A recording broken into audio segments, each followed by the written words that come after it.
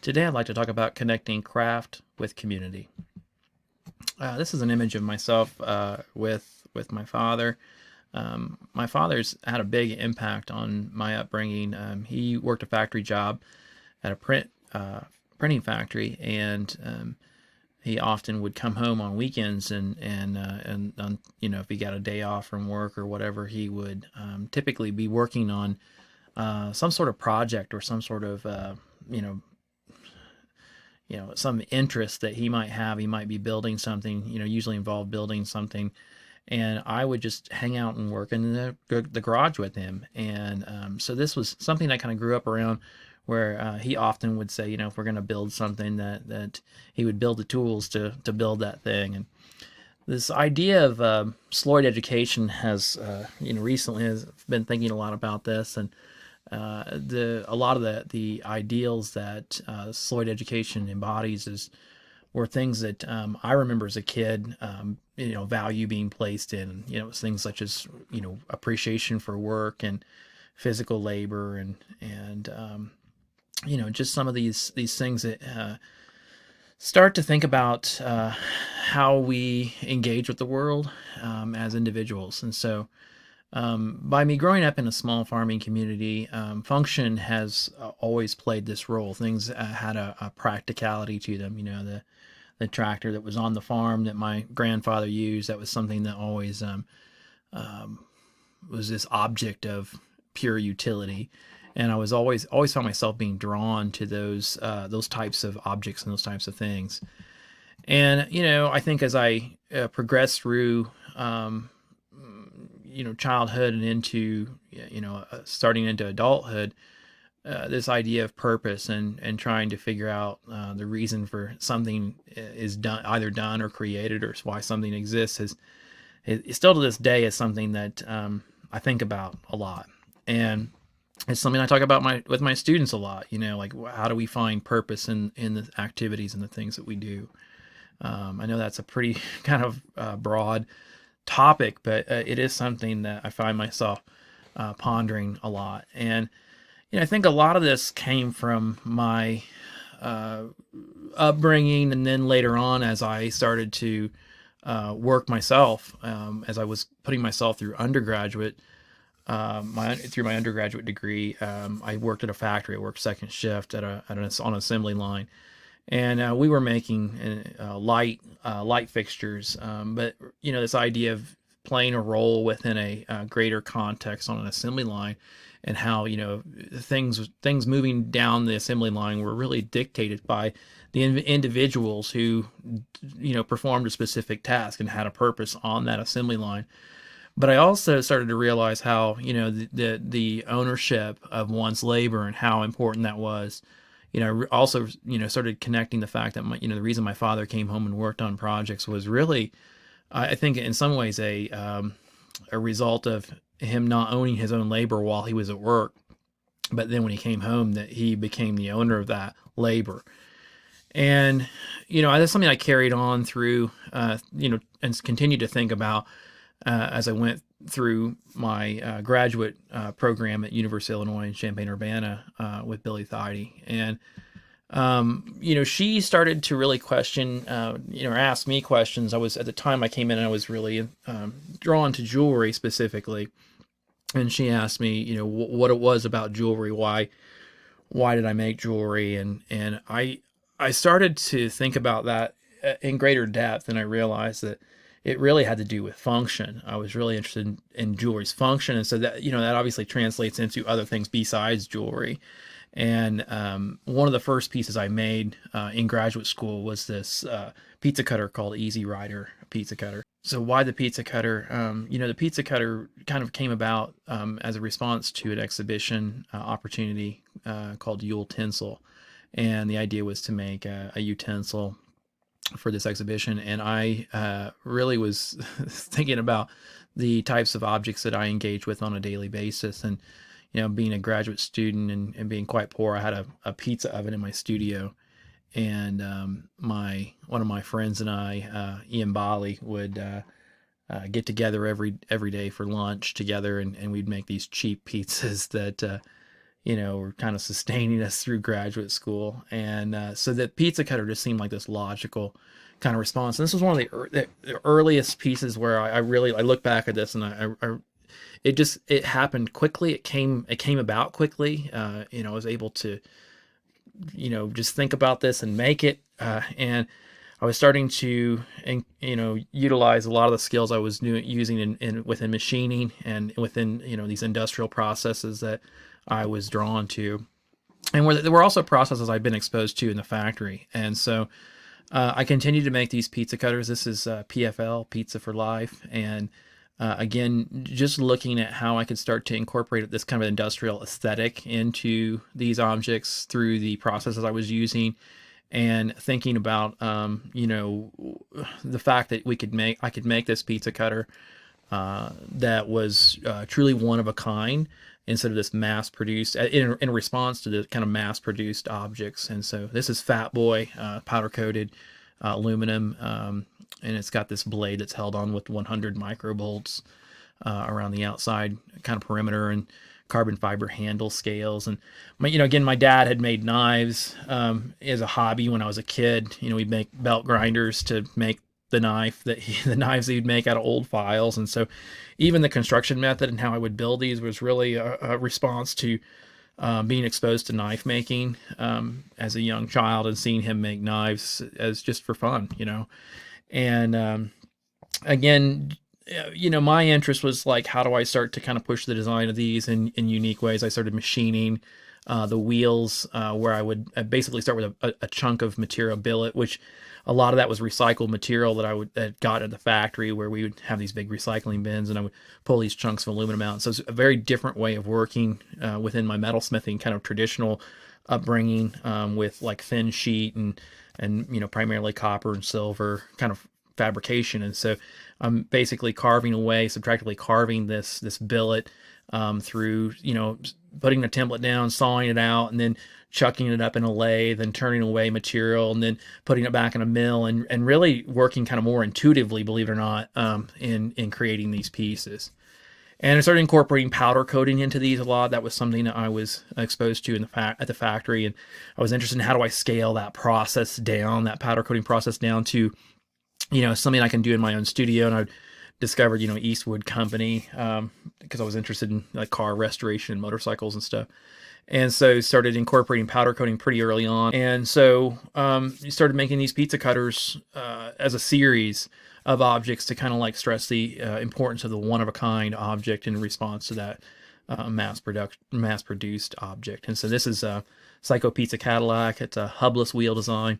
And, again, being influenced a lot, I think, by the industrial design program that I was also taking classes in at the same time I was going through the metalsmithing classes, and how I'd see these sketches and designs, by industrial designers that, with these hubless wheels on objects, and, how I was like, wow, how would that even exist, and how would that work? And so I thought, well, it'd be fun to try to make this. And so all of these components, basically scaling down existing bearings to make them, to make a bearing from scratch essentially, and making the the nuts and bolts and all the pieces, and again experimenting with finishes. And each pizza cutter had a suspension where you rolled across the pizza, and it kind of soaked up the bumps, and so I can continue to make more pizza cutters, also still making jewelry this time.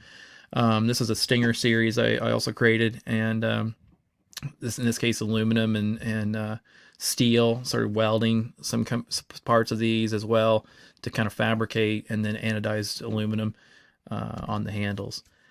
And so, for my MFA thesis, I basically created this series of pizza cutters. And when I go into critiques, people would immediately be like, you'd never use that. Why would you ever use that object? And I started to realize, like, hey, this is really a response that people don't know how to respond to these, because they've been so this everyday object of a pizza cutter has been so dumbed down in some ways, in how we consume those objects. And so it was difficult for someone to think about these as being functional in any way, even though like I would use these to cut pizza. And so I started looking for ways of kind of bringing this another object into the equation, and thinking about how if I drew the correlation, obviously these being inspired by biker culture and this kind of subculture, and so I thought, well, I'll make a chopper. So in the last 3 months of my 3-year program, I made this chopper motorcycle. You know, again, just became really interested in fabrication, and making the fender, making the seat, making the gas tank, making the front end, lacing the wheels, powder coating the black parts in glass kilns, and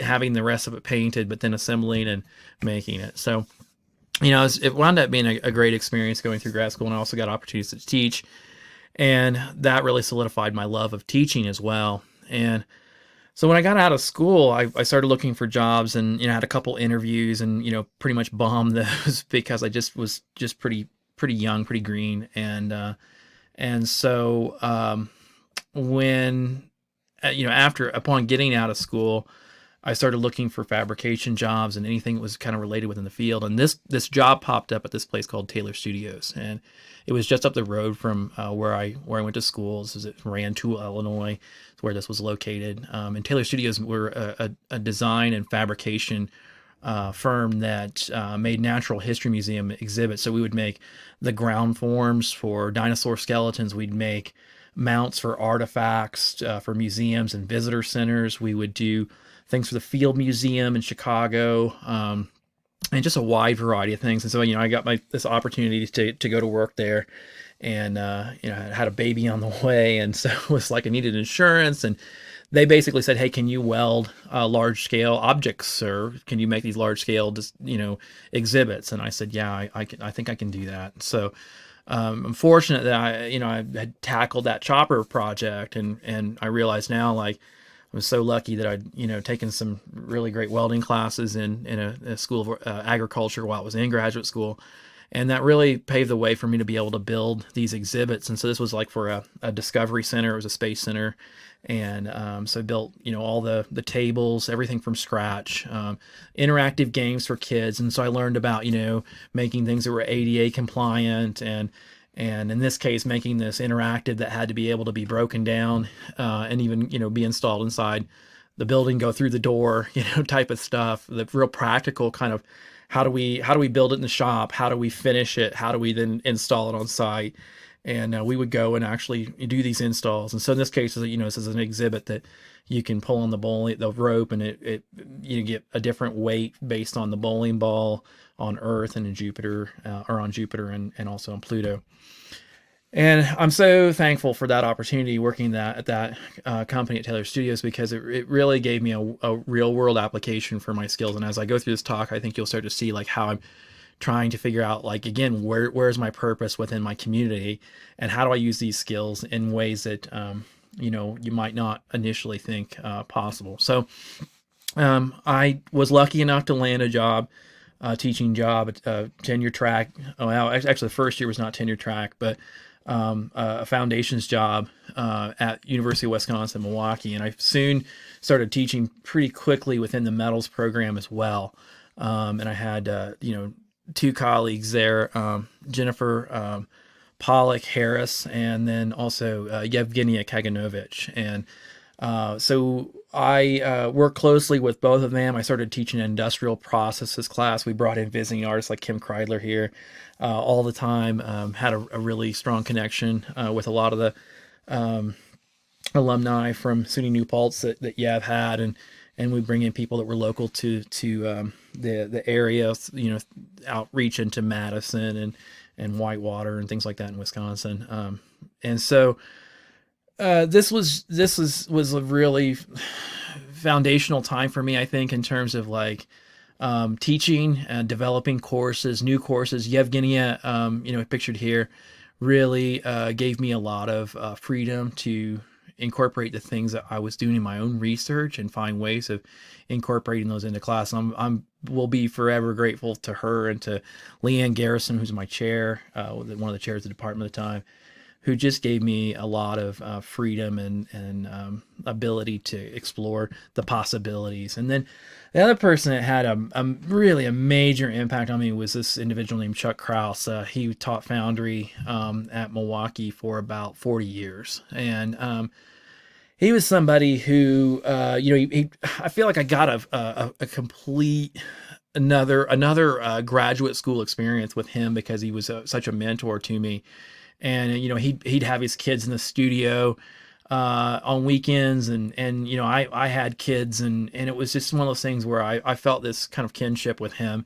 And he was so supportive of everything that I wanted to do and that I talked about, and was always so supportive. I definitely would not be where I'm at if it weren't for his influence on me. And again, I feel so fortunate to have that experience after graduate school.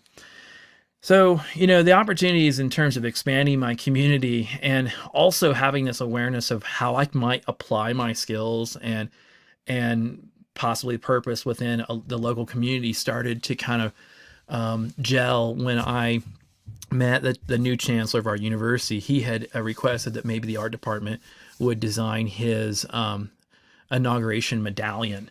And this really, I went into a meeting with him and my colleagues, and I had developed this rhino model of potentially this pendant that was a map of the campus that students would get when they come to visit. And I basically had mapped this so that it was a three-dimensional object, and then you'd flip it over. And if you rotate that front map, it would translate the movement through a gear system to then open up this kind of camera iris eye and reveal his name on the inside. And I went in, and he was like, "Yeah, you should make this." And so I got to work with several of my students and my colleagues to be able to design and build this piece.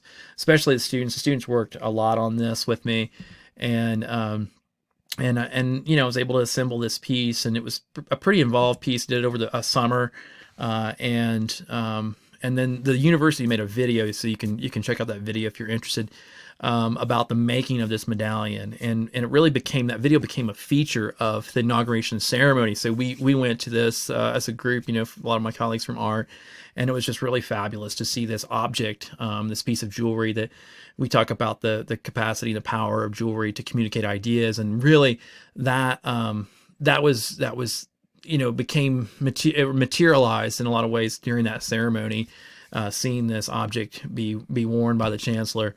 And then, I was really fortunate. I had been asked to make this podium piece as well. That was the medallion kind of for the podium. And then the whole auditorium had been remodeled. So I had negotiated a deal where I could basically have the university buy me a CNC milling machine. If I made these acoustic covers, since they put new seating in, I needed to make 240 some acoustic covers.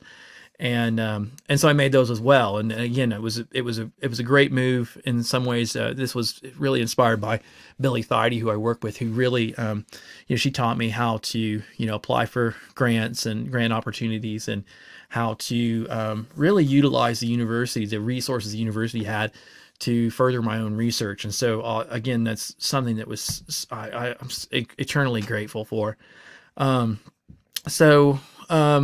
I got done with that project. The chancellor's office later on called and said, "Hey, is there something you could make that we could give to donors that are anyone who donated like $1 million would get a gift?" And so I made these paperweights that were kind of a copy of the medallion in some ways, but 3D printed in metal. And then on the backside, they were usually engraved with the donor's name. Came in a gift box that I had, made this kind of Corian inset piece where the medallion sits down in, that was laser engraved and gold ink rubbed into it. And then again, the box laser engraved with his chancellor seal. So that chancellor left for after a few years, and then we had another chancellor come into the position, and so he asked if I would make the medallion for him. So this time I made a medallion that was CNC cut out of Lexan, and I made this kind of porthole kind of design where on the front where it had a cover that went over it, and then the idea would be I would fill this with water from Lake Michigan. So it'd be this kind of water chamber that contained this water that you would then look through the porthole through the water, and then you'd see this kind of magnified map of the lakeshore, Lake Michigan lakeshore. And so this piece was a piece that I made then for him to be able to be a part of his ceremony. And again, the university made a video about this piece. If you're interested, you can check out that link, that YouTube link, and see kind of the making of that particular medallion as well. So during all of this time, I was getting really interested. I taught myself how to machine in at the very end of undergrad because I was exposed to that in the factory. And then I started when I got a tenure track position after the first year. They kind of converted my position to tenure track, and then I wound up getting into CNC machining because I'd been able to acquire some of this equipment, and so I taught myself how to CNC machine.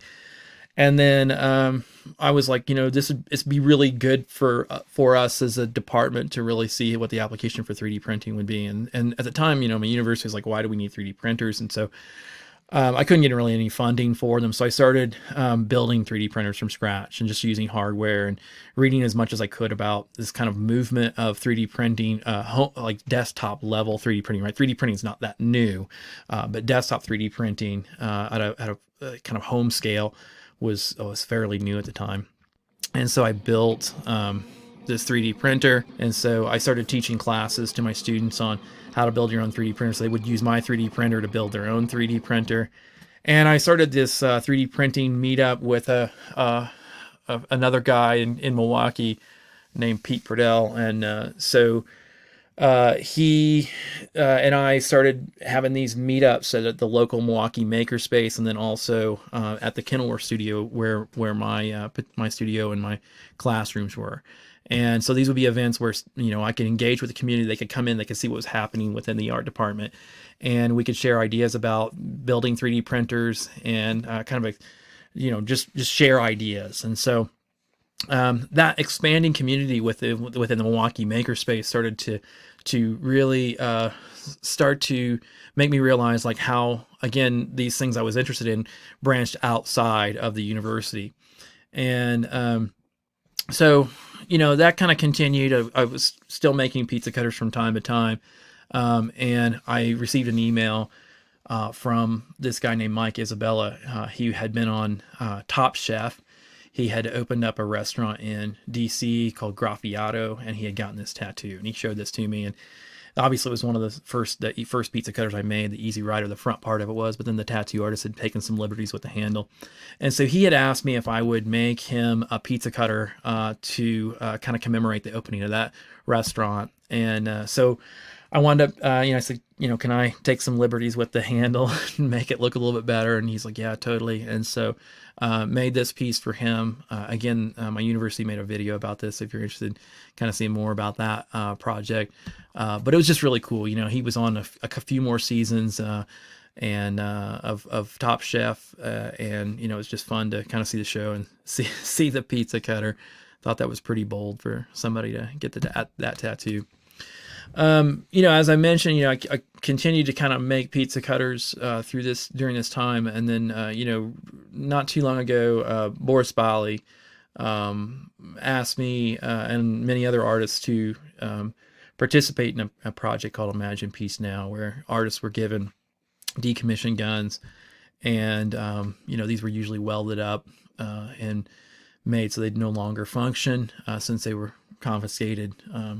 And so I received this particular gun, this revolver from Boris. And Boris has always been one of those people I look up to. I remember meeting Boris for the first time at a snack conference, and I'd just been a big fan of his work as an undergraduate. I remember writing a report in my first metals class about Boris's work. Just happened to come upon it in Metalsmith, sitting in the library flipping through the pages of Metalsmith and being like, whoa, this stuff is cool, and really enjoying his work. And so this really meant a lot to be asked to be a part of this group of amazing metalsmiths, and specifically be asked by Boris. And so I was quite moved by that. So I developed this piece. This is called Peacemaker. So it's Peace and then Piece, right? And again, it has the kind of quintessential components that I would put into a pizza cutter, like the suspension, these long shocks, and I took the barrel and kind of bent it to kind of signify it being, rendered useless in terms of its original function. It was an interesting project to be a part of, but obviously understanding the negative connotations of guns, as I got older, and so, but I just thought this was a great opportunity to kind of like, put a different kind of emphasis on this becoming a tool again, but a tool that you could use to cut pizza with, right? So, and I thought this would be a great opportunity to start kind of incorporating other aspects that I was interested in within 3D scanning. So I had this 3D scan of the Pietà, and so I kind of took Mary out of that component and then used Christ. I wanted to see if I could actually take and CNC cut this into the handles, this 3D scan of Jesus, and kind of embed that into the handles as this kind of decorative element that went on the handles. So I did that, and then the revolver component, I made that function again, and so it's got a little slide on it that can slide open, and it contains Parmesan cheese. There's a little Parmesan cheese holder, and so you can pull the trigger and it rotates the revolver. So yeah, great opportunity to be a part of that exhibition. Really thankful for that. So thinking about how I could apply some of these skills that I was using in my own research, my own work, and I was trying to, think about how that expands out in the classroom, just like teaching this industrial processes class that I'd first started when I went to Milwaukee. And as I started to learn more, I started trying to figure out, like, how do I continue to offer different classes and more things. I was very fortunate. My chair of the department had asked me if I would take some space that was not being utilized all that well in the building, and if I was collaborating with architecture at the time, and she said, if you can use this space, it's yours. And so I just started building, and applying for funding and grant funding, and started building and building out a lab that would be more of a digital lab, and started, teaching 3D modeling. I developed a course for design for digital fabrication, and started teaching that. And then, during the summers, I'd run this kind of like skunkworks group of students that were just really engaged with making, and we would work on special projects. So I'd been approached by the health science department, or the School of Health Science, to develop a device that measured spasticity. So there's this condition where some people will have where their muscles will lock up in their arm, and so they receive therapy, and then they start to regain more movement. And so this device was a device that allowed us to put this on the arm. The circular joint was at the elbow, and then the doctor could or physician could start measuring after therapy how much more movement, what range of movement the patient had. And so this device was really developed as a response to the School of Engineering had built a device that cost a lot and was quite large and fairly intimidating to put on. And so they asked if, Health Sciences asked if we could build our version of what that device might look like. We used a potentiometer from a stereo volume knob, and we were able to write, or connect this to software that could then measure. It was adjustable for different scale bodies or arms. And so we made 10 of these and made them quite affordably, combining 3D printing and metal components that we CNC'd and made dies for. So that project, I started to kind of like, be able to show to other people on campus, and this really is what kind of prompted the start of this digital craft research lab that I built out in this studio space that we had. And so really the digital craft research lab, I was interested in how it was really an extension of my own research, but how do I take digital processes and combine those with traditional processes that I've been doing for, we've all been doing as metalsmiths for a very long time, and how do those processes become reinvigorated? I think anytime new technology happens, it reinvigorates what came before, but it doesn't replace it. And so I was really interested in that kind of integration of these new processes with old. And so the lab really built upon that. In one room, when there were it was basically a computer lab, and and then also kind of a small metals studio with, small lathes and bandsaw and drill press, and then of course the 3D printers that I would build as a part of a class I started called Machines That Make. And so that's where students were building their own printers using my printer and learning how to make machines that could then create other forms of art or objects or whatever. So little by little, a lot of the funding started to kind of like trickle in from grants that I was applying for, and we were able to get other 3D printers, other equipment, and I was able to build a 4 foot by 8 foot CNC router from a kit. We had another smaller router. We had, large scale bandsaw in the dirty room across the hall, but it allowed really students to be able to develop designs and then, go across the hall and actually like make things. So my idea was, how do we build a space that students could make almost anything they could dream up? And so, out of this, Yev and I had talked, and we talked about how large our metals program was getting, and then also the interest in digital fabrication. And so Yev was very interested in us creating this kind of certificate program for digital fabrication, where people from engineering could take the courses, health sciences, our own art students.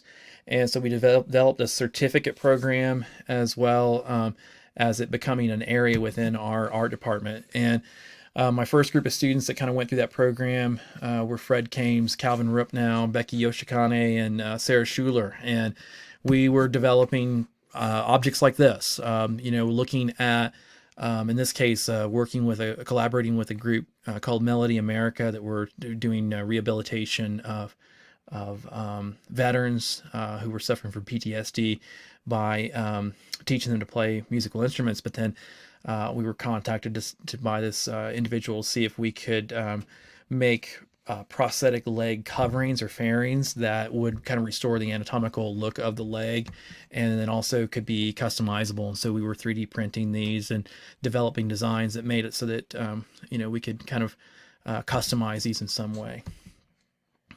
So, again, looking at kind of real world problems, and then how do we apply design? How do we apply digital fabrication techniques to be able to solve those problems?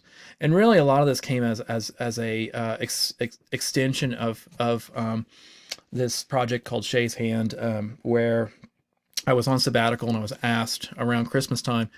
I was sent an email, from an individual in Milwaukee named Renee. And Renee said, her daughter Shay was born with no fingers on one of her hands. And she said that her daughter had seen some videos of 3D printed hands, and said, do you think this is something that you would be able to help out with? And she had found my name through the Milwaukee Makerspace, oddly enough. And so I basically said, yeah, I think I can do something, and we'll see if we can get to work. And so I asked my colleague Adrienne Blair, who taught in graphic design, if she would assist me in working with this family. And we started working on designs, and started I even started co-teaching a class with her, even on sabbatical. And we were looking at this original idea coming from a video that MakerBot Industries had put out, where we talked to Richard Van Az, who was a carpenter, South African carpenter, who had amputation due to an accident. And then he was working with a little boy named Liam, and they were collaborating with an individual named Ivan Owen. And so Ivan Owen did these like kind of theatrical movie prop type things, specifically hands that were mechanical.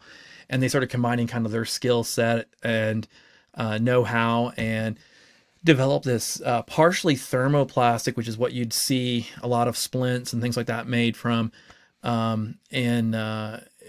And then they would 3D print like the fingers and the kind of hinge mechanisms, and then bolt all this together. So this was really the first like partially 3D printed hand that Liam received.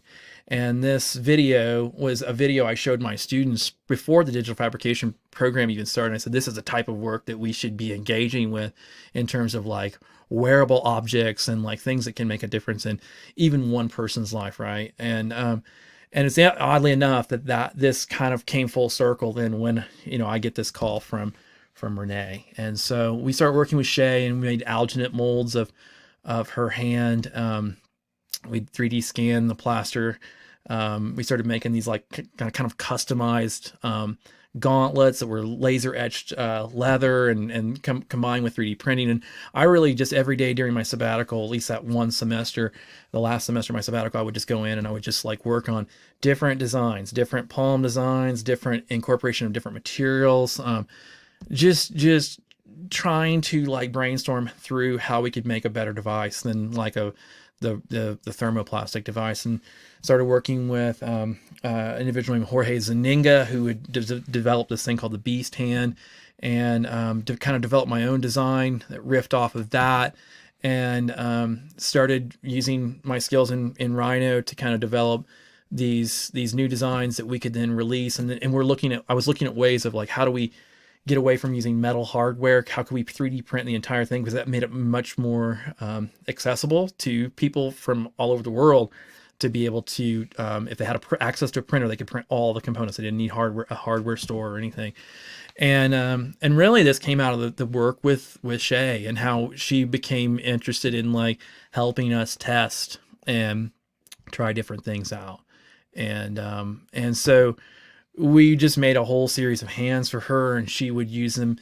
We started realizing, because Renee had encouraged Shay to use her hand all along, it was interesting to see how she would use this as a way to like clamp things while she peeled a potato or whatever, or to be able to swim and tread water. And this was something that really my whole family engaged in. My kids got involved in this. They would help like in the basement. Like I was had a printer set up in my bedroom, and my wife was like helping out. And because we started to get a lot of requests once we started helping Shay, we started getting more and more requests for hands, and we were making these for free. I mean, they each cost probably about $25, and so we'd make these hands. So here's a video my university made about this project.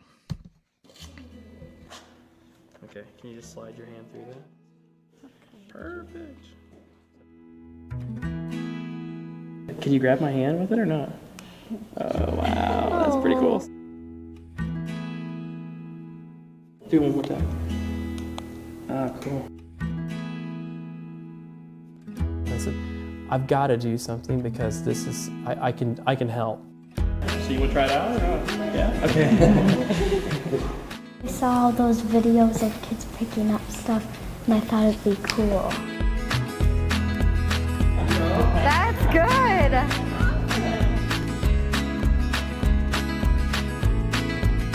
I tell all of my students that we can change the world. We can do something important.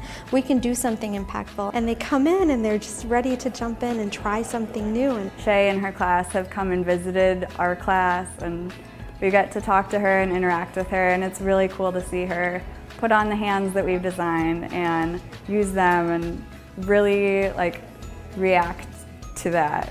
What I really want to do is to streamline everything and make it so it's actually the same size as her other hand. So it feels like it fits. It's a functional part of her body. I knew that they would come up with better ideas than I could come up with, because that's what our young people and our students do here at UWM. They come up with ideas that are grand, and that brings a richness to the project that I can't. I'm too old in some ways to do that, to have a fresh perspective. none of the students have ever 3D printed, none. And so that entire production process is different. None of them have ever used a foam cutter. So it's a really fun thing to see them all out of their element, but willing to work together and help each other. There's a Google Plus community called Enable, and Enable is a group of right now about 400 members. So I can talk to people from around the world. I can download the files for it. We had our students join Enable, and almost immediately people who I would be intimidated to talk to at first, would chime in on their sketches and their ideas. And the students, you could just see they came in and they were proud of the fact that they were part of this. And I think that that's really empowering. I think that just that rapid pace at which we can develop and research, it's wonderful, it's marvelous.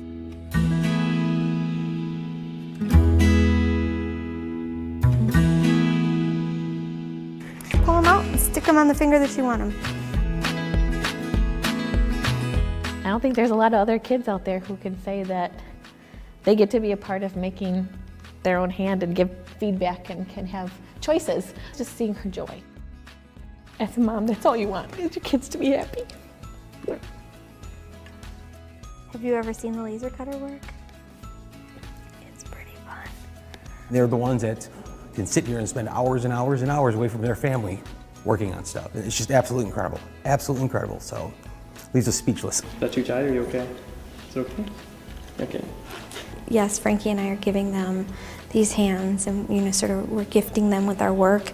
But I think in a real way, they are giving us the bigger gift. This is the type of opportunity that lets you re-fall in love with a discipline.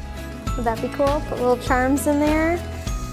There's so much more we can do. There's so many more problems to solve. Being here and being able to engage with our students to do that, that's the greatest job in the world,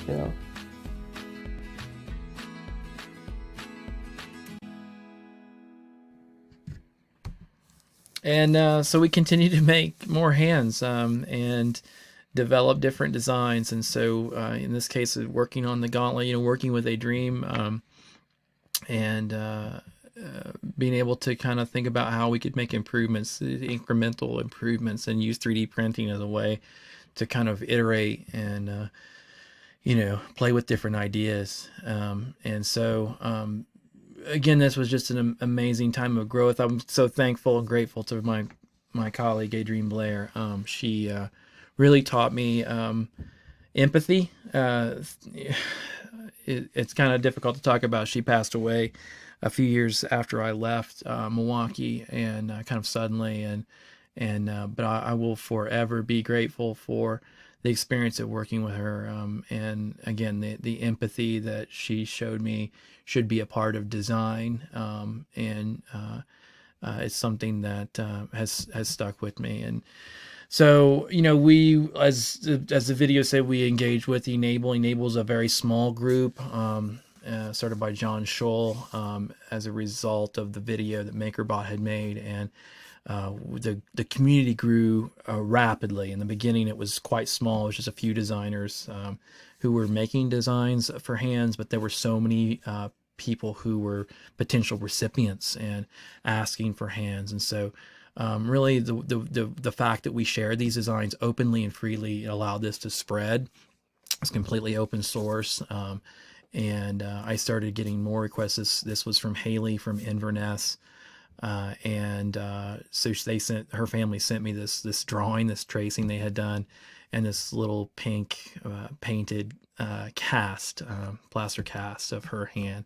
And so Haley was one of the first, actually the first child in the UK to receive a 3D printed hand. Hi, I'm David Fraser. I'm from Inverness. This is my daughter Haley, who's 5. She was born with brachydactyly on her left hand. Haley was born with little stumps on her left hand instead of full-grown fingers. Earlier on this year, I got in touch with a chap called Frankie Flood from the University of Wisconsin in the United States of America, and he kindly made a 3D printed hand for Haley, free of charge.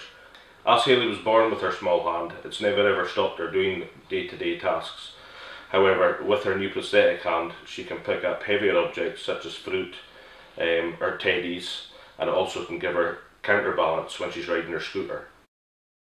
So, the BBC did an article on this, and really, David Fraser, Haley's father, he was really interested in how to get the word out to other families who had children who maybe had a limb difference, and how to get these designs and these hands made and created. And so this was, again, it's an opportunity for us to have other children try these out and see how it could help them in their daily lives.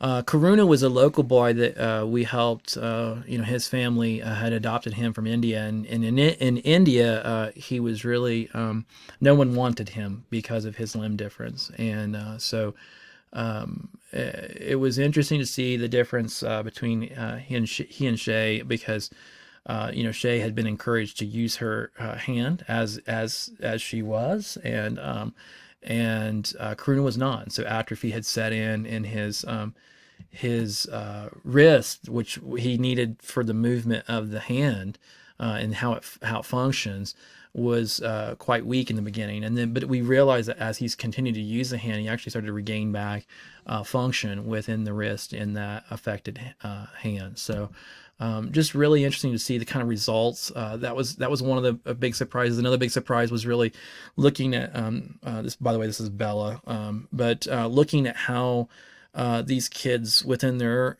classrooms, like when Shay's classroom came, we had numerous kids that say, raise their hands, say, I want a hand, I want a, this superhero hand, and seeing how that we were, in some ways, the mindset was changing of the children and how they viewed these kids that had limb differences. And so this is Evan. Evan was had an amputation due to an accident. You tricked her. Mm-hmm. Drop it, Ellie. Ready? Mm-hmm. Good one. You're getting better. So, Evan really put things through their paces. He was real active, and so we could, again, see how quickly things would break or where things needed to be fixed. And so as I continued to work with this Enable group, the main folks that I was engaging with was Andreas Bastian, and Peter Binkley and Ivan Owen. Jeremy Simon was a project manager, but we decided we were going to make a collaborative hand that would become the official Enable hand. And so we developed, we each took a section. So my section was the gauntlet and the hinge pins and the tensioning device for the strings that we used. And then Peter handled the palm, and then Ivan did the fingers. And then, like I said, Jeremy was our project manager, and then Andreas did further refinement. And so what was great was we were doing this, this is obviously all pre-COVID pandemic. And so we were doing this all digitally through Google Hangouts, getting together, talking about design ideas, sharing files, online, printing on our own printers, and testing the fit of these various components as we did this across a long distance, having never met in person. The idea would be that, eventually this Enable hand would become, would be shared with the community. And we had this Johns Hopkins conference where we had members of our community that had printers to print various scales of hands, and we'd have packages of parts that then families could come in. And we would share the research that we were doing. This was an event sponsored by Dr. Albert Chi, who's actually known for a lot of his neuro implants that he does with prosthetics, so very sophisticated prosthetic devices. But he was interested in this kind of low tech because of prosthetic device because of his work with patients overseas. And so I was able to share the work we were doing at the Digital Craft Research Lab with our students, and that I was doing, and it was just an opportunity to kind of share the research, but then also invite these families in, and I would use my computer to basically do a hand building workshop where the kids would come up and they would see what size their hand they needed, and then they would get a package of parts, and then the families would sit down, and then as I would go through each step, they would start building their own hand. And so I took one of my students here, Kayvon, and Kayvon assisted because he built a lot of hands in my lab. And so we were able to then show these families how to build these hands, because really we felt like the key to helping as many people as possible was training other families how to then train other families. And it was just an amazing event to see these kids build their own hands, and the sense of accomplishment then to put this on and then be able to utilize it. And it's a moment that I'll never forget, and was really proud to be a part of. And again, just to see the kids, their faces, and to see them engage in making as well. So powerful.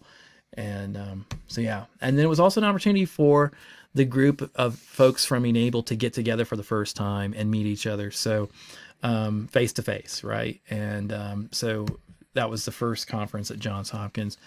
And I continue to do these hand building workshops, both in the Digital Craft Research Lab. I've invited in a lot of high school students.